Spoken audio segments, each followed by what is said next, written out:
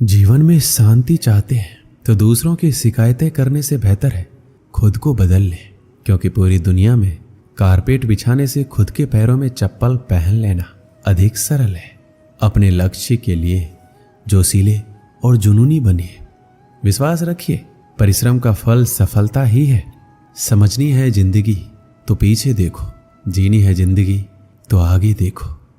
घायल तो यहाँ हर परिंदा है, मगर जो फिर से उड़ सका वही जिंदा है। जिंदगी का सफर मानो तो मौज है, वरना समस्या तो रोज है।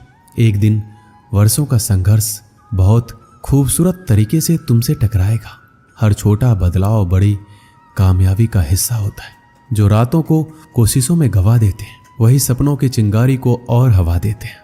अकेले ही तय करने होते हैं कुछ सफर। जिंदगी के हर सफर में हम सफर नहीं मिला करते। जिंदगी जख्मों से भरी है, वक्त को मरहम बनाना सीख लो। हारना तो है ही मौत के सामने, पहले जिंदगी से जीना सीख लो। श्री कृष्ण कहते हैं, कठिन परिस्थितियों में संघर्ष करने पर एक बहुमूल्य संपत्ति विकसित होती है, जिसका नाम है आत्मबल। शिक्षा अगर बर्ताव में ना दिखे तो डिग्री एक कागज का टुकड़ा है। शानदार रिश्ते चाहिए तो उन्हें गहराई से निभाइए। लाजवाब मोती कभी किनारों पर नहीं मिलते। ठुकरा दिया जिन्होंने मुझे मेरा वक्त देखकर। कसम खाता हूं ऐसा वक्त लाऊंगा कि मिलना पड़ेगा मुझसे वक्त लेकर। सीढ़ियों की जरूरत उन्हें है जिन्हें छत तक जाना है। मेरी मंजिल तो आसमान है, रास्ता भी खुद ही बनाना है। धैर्य रखना, कभी निराश मत होना। जिसने तुमको बनाया है वो इस ब्रह्मांड का सबसे बड़ा लेखक है। जीवन की अधिकांश गलतियां जल्दीबाजी में लिए गए फैसलों के कारण होती है। सोचें, विश्लेषण करें और फिर उस पर काम करें। हर किसी पर भरोसा करना मतलब धुएं के बादल से बरसात मांगने जैसा है। अक्सर अकेलेपन से वही गुजरता है जो जिंदगी में सही फैसलों को चुनता है। भाग्य से जितना अधिक उम्मीद करेंगे वह उतना ही निराश करेगा। कर्म में विश्वास रखो, आपको अपनी अपेक्षाओं से सदैव अधिक मिलेगा। जो अपनी गलतियों से सीखता है और दूसरे तरीके अपनाता है वह सफल होता है। ज्यादा बात करने वाले कुछ नहीं कर पाते और कुछ कर दिखाने वाले ज्यादा बात करने में यकीन नहीं रखते। राह संघर्ष की जो चलता है वही संसार को बदलता है। जिसने रात से जंग जीती सूर्य बनकर वही निकलता है। मिली है अगर जिंदगी तो मिसाल बनकर दिखाइए, वरना इतिहास के पन्ने आजकल रिश्वत देखकर भी छपते हैं। जीत निश्चित हो तो कायर भी लड़ सकते हैं। बहादुर तो वो कहलाते हैं जहां हार निश्चित हो फिर भी मैदान नहीं छोड़ते। नाकामयाब लोग दुनिया के डर से अपने फैसले बदल लेते हैं और कामयाब लोग अपने फैसले से ही दुनिया बदल देते हैं। डूब कर मेहनत करो अपने आज पर, कल जब उभरोगे तो सबसे अलग ही निखरोगे। जिनके ऊपर जिम्मेदारियों का बोझ होता है उनके पास रूठने और टूटने का वक्त नहीं होता। एक समर्थ व्यक्ति के पीछे कई समर्थ साथी भी होते हैं। अकेला कोई कुछ नहीं होता। कहते हैं काला रंग अशुभ होता है, पर स्कूल का वो ब्लैक बोर्ड लोगों की जिंदगी बदल देता है। बेहतर से बेहतर की तलाश करो, मिल जाए नदी तो समंदर की तलाश करो। टूट जाते हैं शीशे पत्थरों के चोट से, टूट जाए पत्थर ऐसे शीशे की तलाश करो। अंधेरे से मत डरो, सितारे अंधेरे में ही चमकते हैं। जिंदगी एक खूबसूरत जंग है, हमेशा जारी रखिए। एक ऐसा लक्ष्य निर्धारित कीजिए जो आपको सुबह बिस्तर से उठने पर मजबूर कर दे। किसी के पैरों में गिरकर प्रतिष्ठा पाने के बदले अपने पैरों पर चलकर कुछ बनने की ठान लो। जिस व्यक्ति ने कभी गलती नहीं की उसने कभी कुछ नया करने की कोशिश नहीं की। मुश्किल कोई आ जाए तो डरने से क्या होगा, जीने की तरकीब निकालो, मर जाने से क्या होगा। श्री कृष्ण कहते हैं, एक सपने के टूटकर चकनाचूर हो जाने के बाद दूसरा सपना देखने के हौसले को ही जिंदगी कहते हैं। कोशिश हमेशा परिणाम मिलने तक करें, क्योंकि दुनिया सिर्फ परिणामों को सलाम करती है, कोशिशों को नहीं। जब मेहनत करने के बाद भी सपने पूरे नहीं होते तो रास्ते बदलिए, सिद्धांत नहीं। क्योंकि पेड़ भी हमेशा पत्ते बदलता है, जड़ नहीं।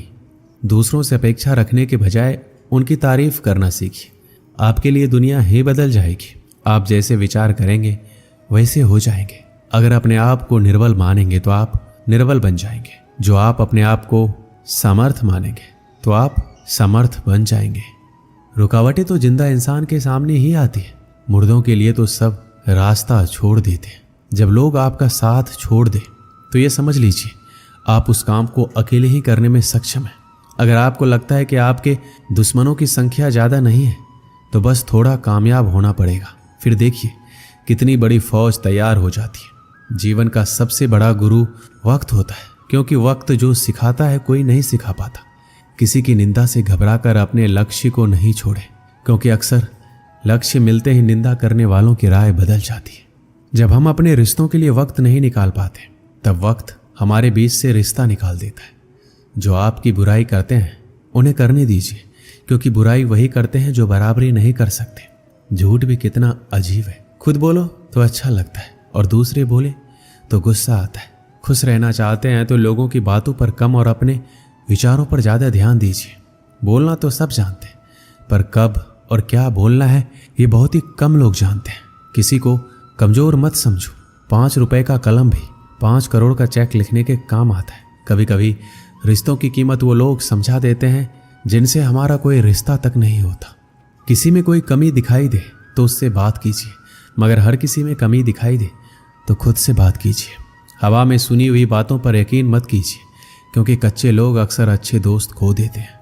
जब दर्द और कड़वी बोली दोनों मीठी लगने लगे तब समझ लीजिए कि जीना आ गया है। अपना दर्द सबको मत बताइए, क्योंकि सबके घर मरहम नहीं होता, मगर नमक हर एक के घर होता है। हारता वह है जो हिम्मत गवा बैठता है। वक्त गूंगा नहीं, बस मौन है। वो आने पर बता देता है कि किसका कौन है। बहुत कमियां निकालते हैं हम दूसरों में अक्सर। आओ एक मुलाकात जरा आईने से भी कर ले। किसी को लात मारने से पहले हम खुद कहाँ खड़े हैं इसका पता होना जरूरी है। किसी की एक भूल पर नाराज होने से पहले अपने 10 भूलों को भी गिन लीजिए। ना कद बढ़ा ना पद बढ़ा, मुसीबत में जो साथ खड़ा वो सबसे बड़ा। किसी शहर में एक व्यक्ति रहता था। उसका छोटा सा व्यापार था। उससे उसका गुजर बसर आराम से हो जाता था। उसके परिवार में उसकी पत्नी तथा 2 पुत्र थे। एक दिन उसका पुत्र कहीं से पेड़ का बीज ले आया। व्यापारी ने उस बीज को अपने आंगन में बो दिया। कुछ ही दिनों में उस बीज से एक छोटा सा पौधा बाहर आ गया। व्यापारी यह देखकर प्रसन्न हुआ। वो बड़े यत्न के साथ उस पौधे की सेवा करने लगा और वो उसका पुत्र रात दिन पौधे में खाद पानी देते रहते। 1-2 साल बाद ही वो पौधा एक खूबसूरत पेड़ के रूप में विकसित हो गया। इस पेड़ पर बड़े ही सुंदर फल लगे। धीरे धीरे फल पक गए। यह लाल रंग के फल बहुत ही सुंदर थे। एक दिन पेड़ में से एक फल पककर नीचे गिरा। व्यापारी के कुत्ते ने जब इस फल को देखा तो बड़े ही मजे से उसे खाने लगा, किंतु जैसे उसने खाना प्रारंभ किया वैसे ही कुत्ता गिर पड़ा तथा प्रलोक सिधार गया। व्यापारी ने जब मरा हुआ कुत्ता देखा तो उसने फल की ओर ध्यान नहीं दिया। उसने सोचा कोई बात जरूर होगा जिससे ये कुत्ता मर गया। अगले दिन पेड़ में से एक और फल पककर नीचे गिर गया। व्यापारी के लड़के ने जब फल देखा तो उसका भी मन फल को देखकर ललचा गया। उसने फल को काटकर उसका एक टुकड़ा मुंह में रख लिया।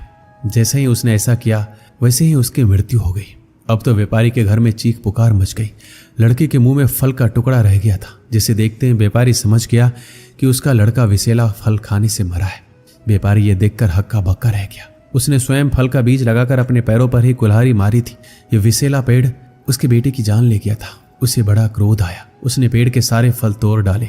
कुछ ही दिनों के बाद पेड़ में फिर फल निकल आए।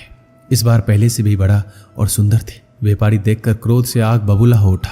उसने अपने दूसरे पुत्र को पेड़ के पास से हटा दिया और स्वयं कुल्हाड़ी लेकर उस पेड़ की सारी डालियां काट डाली और उसने चैन की सांस ली।